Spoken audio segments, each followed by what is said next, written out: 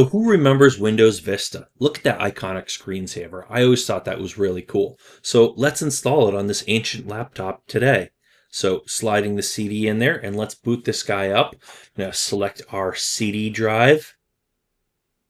Now this laptop is pretty ancient. Now gotta actually press a key for it to boot from CD, like we used to do in the olden days. And let's just wait a little bit. Now, I sped this part up a lot. That took a long time.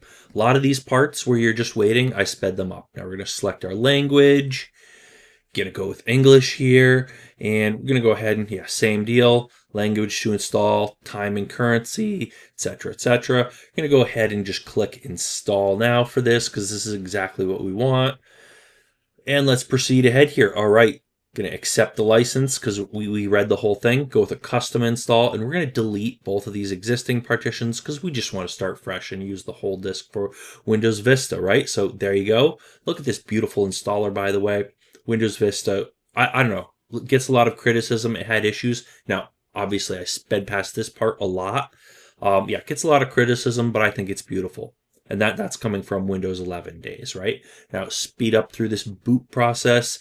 And that's going to bring us right here where we are going to go ahead and put in our name, our password, and we're going to select an image. It's optional, but I like to customize that, and I'm going to give myself no hint for the password. And we're going to go ahead, select a background, and then go back to the default.